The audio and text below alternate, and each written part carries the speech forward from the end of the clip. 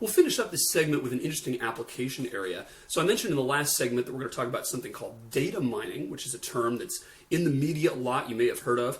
There's a lot of synonyms or near synonyms of it. You may have heard the term machine learning.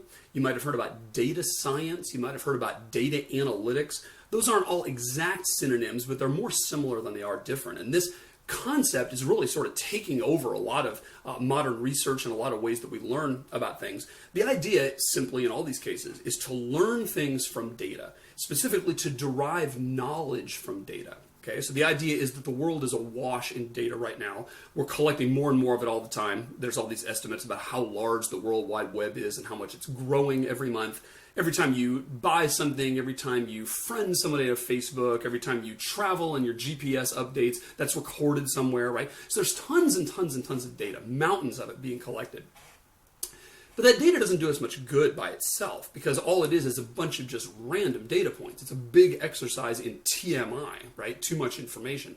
So what we want to be able to do is derive knowledge from that, understand what the patterns and the trends are in that data so that we can make future predictions, so that we can understand the past, so that we can understand more about a phenomenon, so that we can leverage the data that we have to help us make good future decisions, right? And that is the field of data mining. One subset of data mining, which we're going to talk about now, is called classification.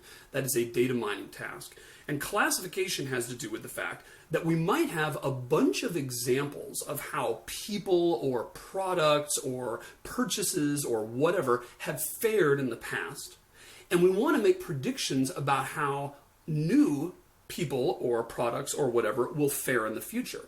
And what we do is we use all our data about how things have happened in the past. That's called our training data. And what we're going to do is train an algorithm on that past data in order to calibrate it and make future predictions. The idea being that future data points are likely to behave similarly as past data points, and therefore we can take advantage of all our past data points by learning something from it. And therefore, in light of that, making predictions about future data points. All right, so I'm going to give you an example just to make this concrete.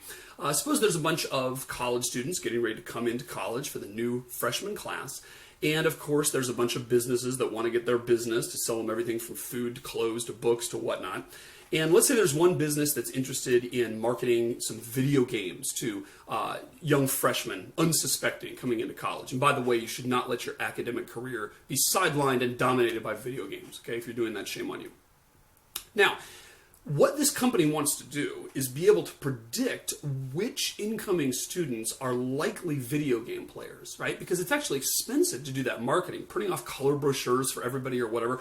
This company can't afford to do that for all 1,000 students in the incoming UMW freshman class, say.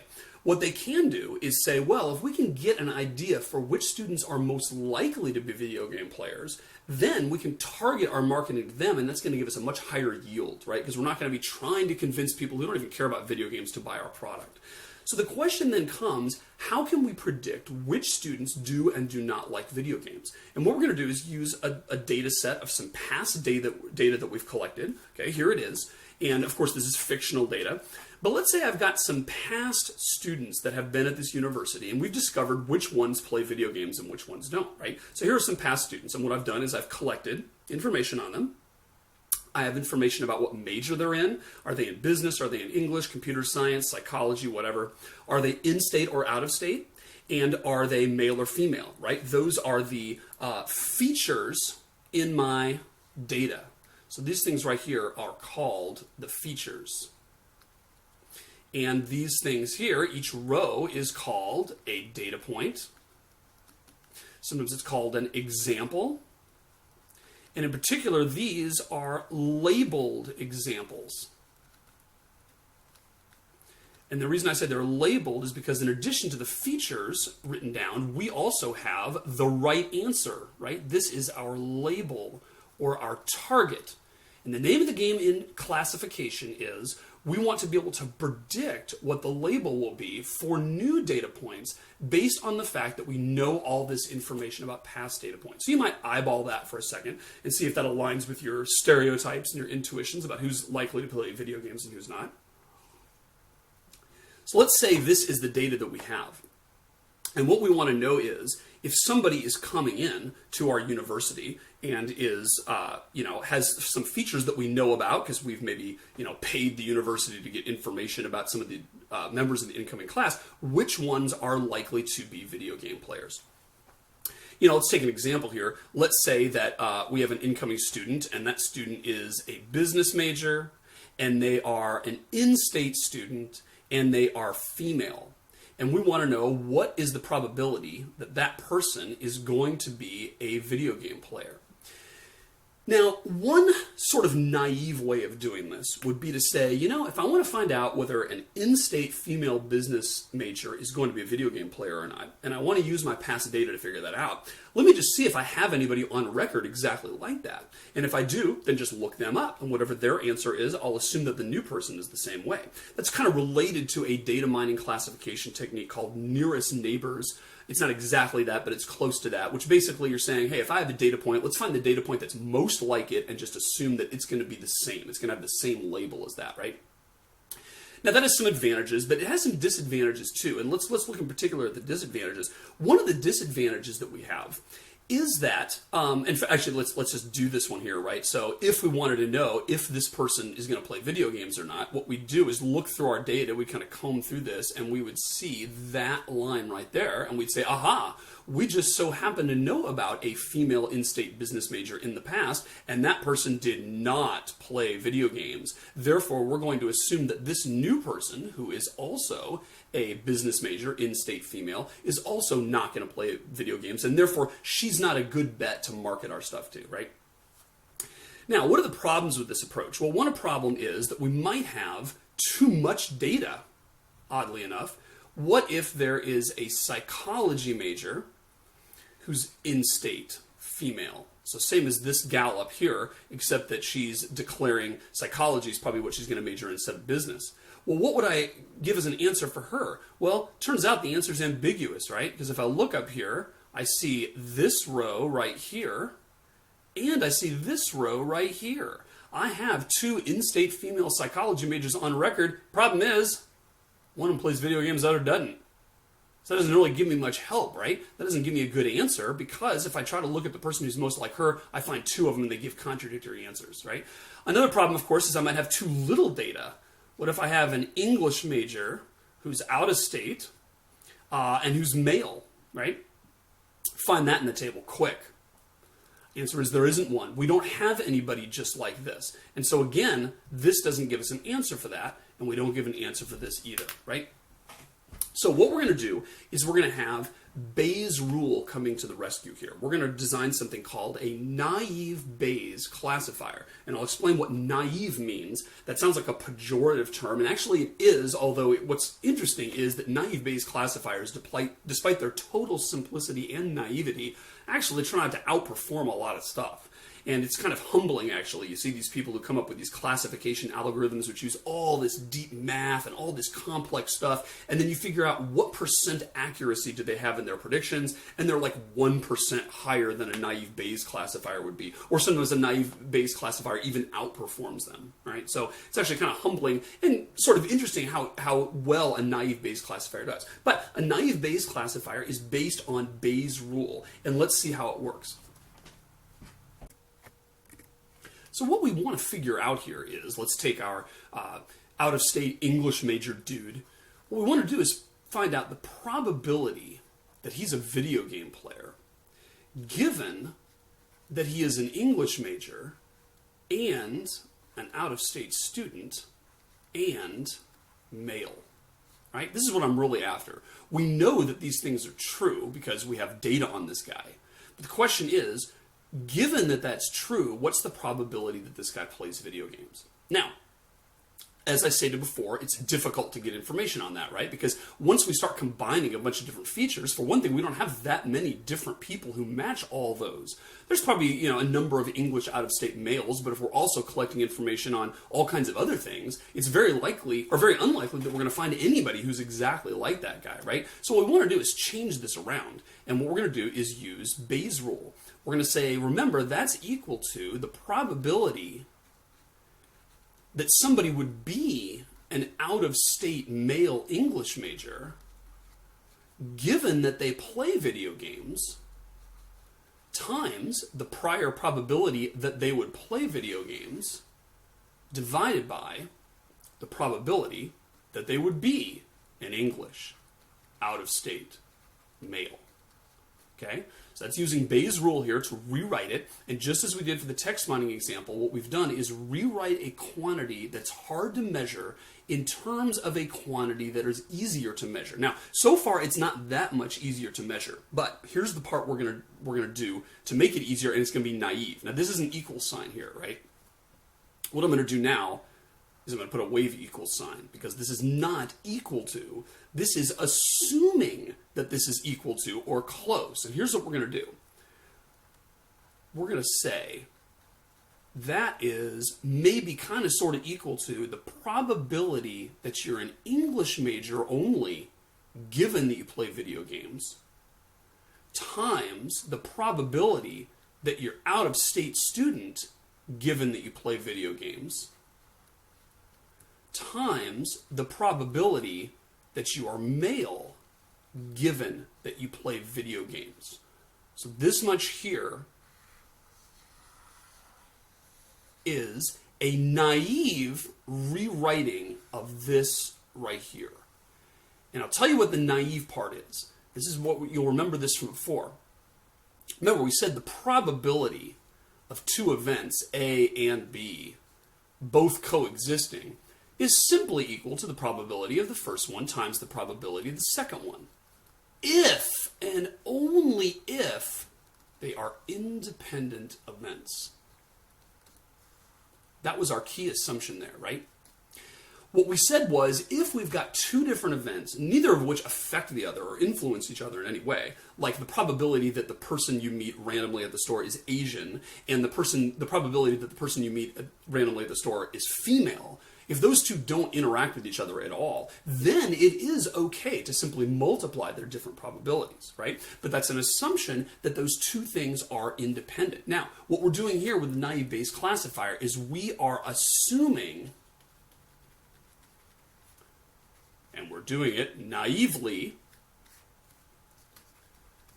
that whether or not you're an English major, whether or not you're out of state, whether or not you're male, the response of all those three things to whether or not you play video games are independent.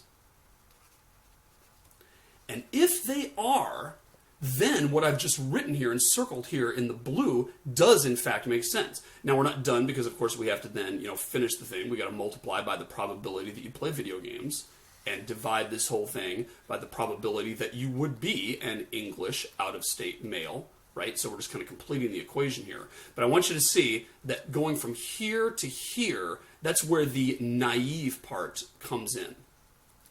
Now, let me sort of explain why that's naive and why it affects it, right?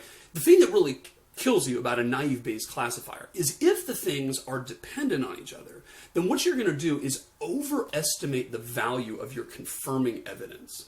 All right. So what I mean by that is this.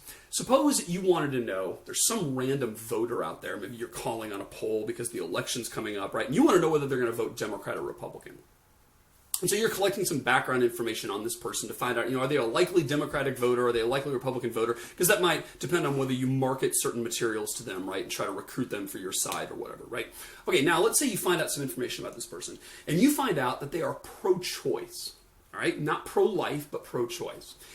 That gives you some, obviously not totally, but some evidence in favor of them wanting to vote Democrat, because traditionally pro-choice has been a Democratic platform issue and pro-life has been a Republican platform issue. It's by no means the case that all Democrats are pro-choice and all Republicans are pro-life, but again, we're dealing with trends and stuff here, right? And trying to use the data that we have. So if I told you this voter was pro-choice, that would be some evidence towards the fact that they would be voting Democrat. You don't know for sure, but that makes you lean that way. Now, suppose I told you this. I said not only are they pro-choice, I'm going to tell you another piece of information about them. They are also pro-minimum wage hike. Okay? Now do you think they're going to vote Democrat? And here's the answer.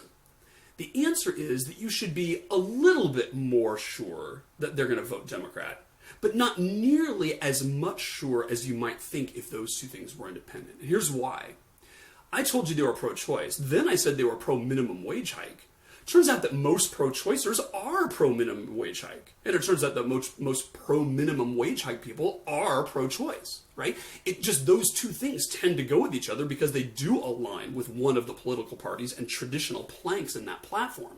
So once I tell you that that person is a pro-minimum wage hike person, that should not nearly say, wow, independent confirming evidence of their Democratness. Wow, now I'm really sure. Because you're really only a little bit sure, right? When I told you they were pro-minimum wage hike, that probably didn't come as that much of a surprise to you because, heck, most pro-choice people are. And so it would be wrong for you to completely increase your percentage way more. Instead, what you should do is say, well, okay, I figured they were probably pro-minimum wage hike anyway. But since that's so correlated with being pro-choice, in fact, that is not independent of pro-choice by a long shot, that doesn't give me any more information, right? If that doesn't make sense, think of a more extreme example, right? What if I picked some random person and I said, I wonder if this person's an NBA basketball player.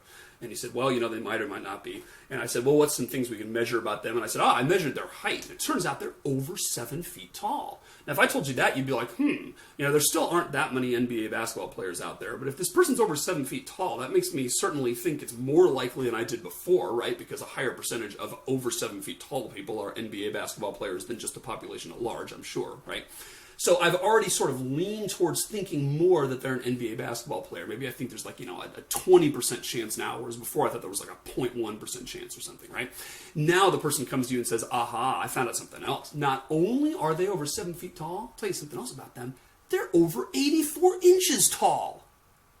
Now, when you hear that, you don't say, wow, I bet there's like a 50% chance they're an NBA player now, because geez, not only are they over 7 feet tall, but independently of that, more confirming evidence of their NBA playerhood is the fact that they are 84 inches tall. Baloney, right? Everybody who's over 7 feet tall is over 84 inches tall. That's the definition of 7 feet tall. Duh.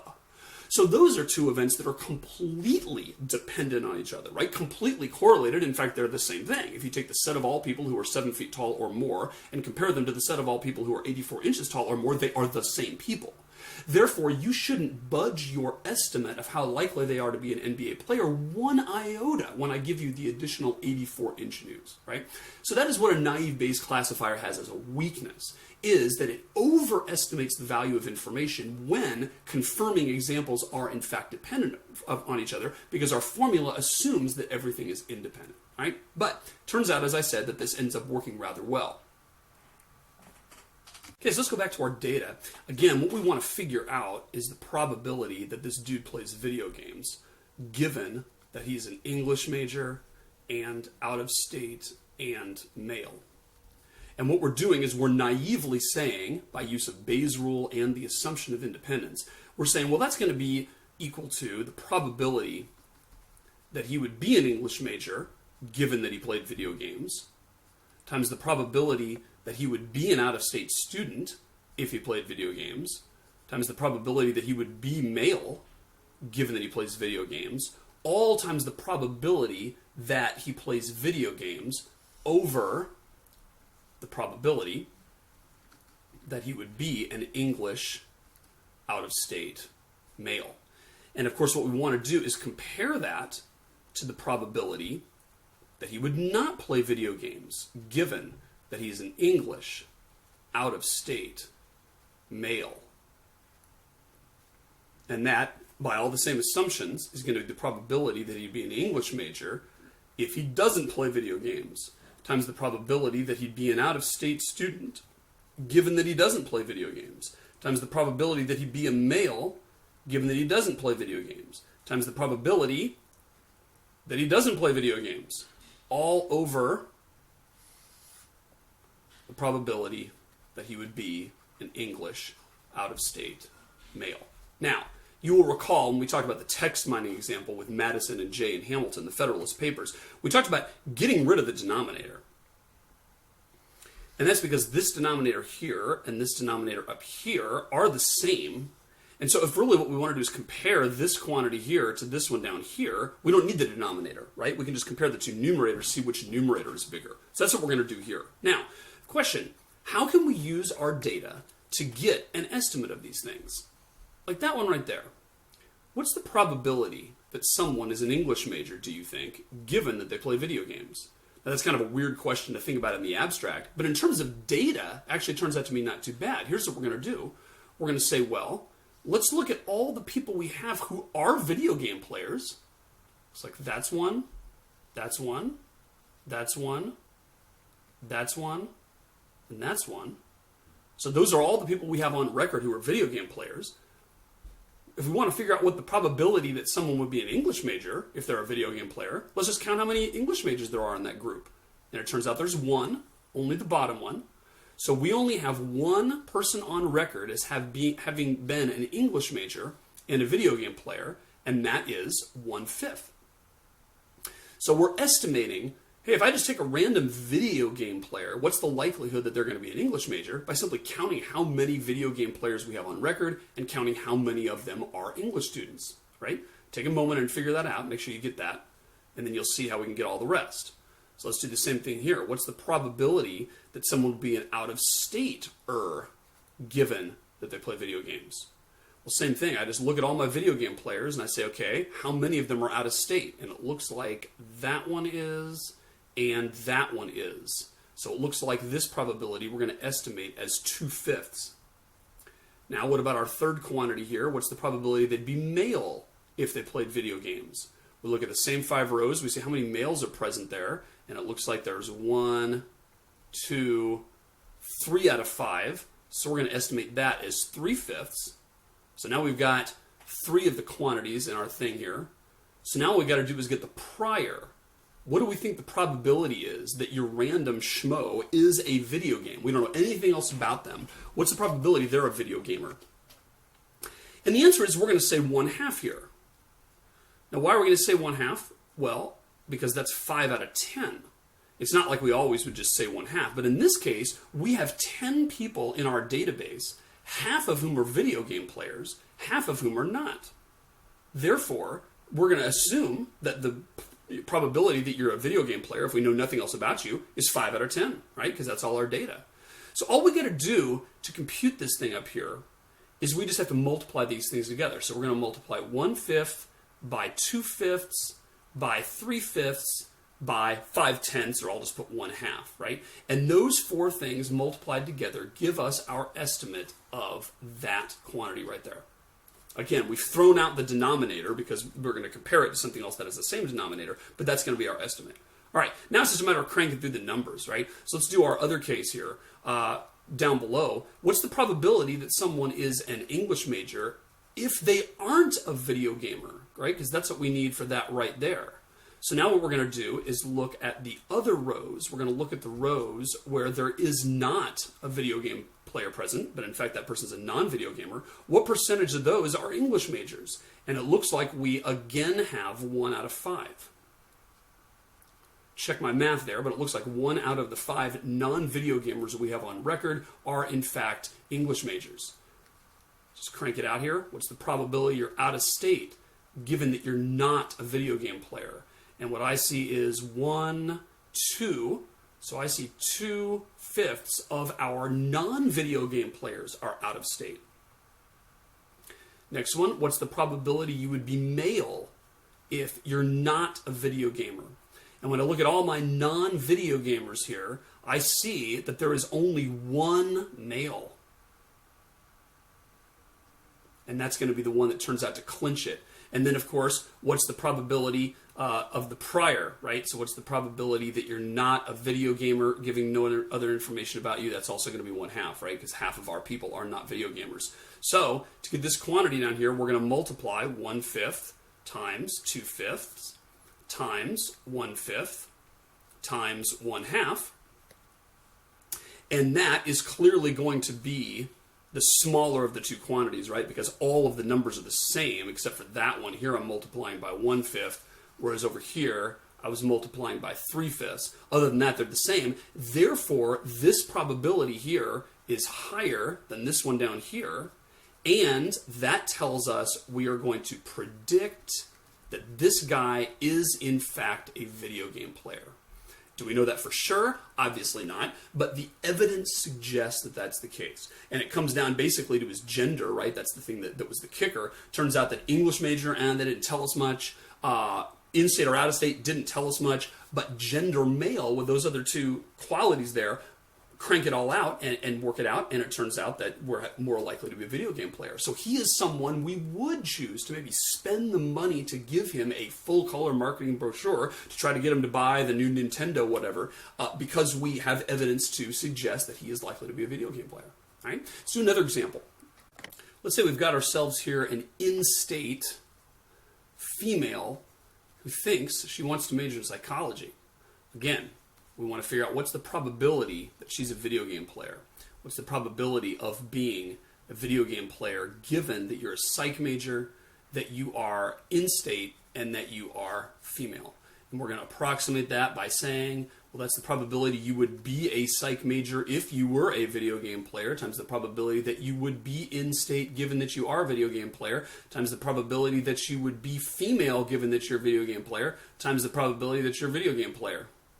And we're going to compare that down here with the probability that you would be a psych major given that you're not a video game player, times the probability that you are a psych major given that you are not a video game player. Oh, I'm sorry, did that twice. I meant to say in-state here. Times the probability that you are a female given that you're not a video game player, times the probability that you would not be a video game player. And so it's just a matter of cranking through the answers, right? So up here, what's the probability that you would be a psych major if you are a video game player? So I look at all of the video game player rows. I say how many of them are psych majors, and it looks like the answer is 1. So 1/5 of the time a video game player is a psych major. Of those rows, what percentage are in-state? Looks like 3/5 are in-state. What's the probability that you're female if you're a video game player? Looks like of those rows we have 2 females. Again, you should double check all this to make sure you can do it yourself. And the probability here we know we're going to estimate is 1/2 because half our people are video game players. Okay, same thing down here. What's the probability you'd be a psychology major if you're not a video game player? That requires us to look at our database of known non-video game players. And we're going to say, of those non-video game rows, what percentage are psych majors? Looks like 2 out of 5 are.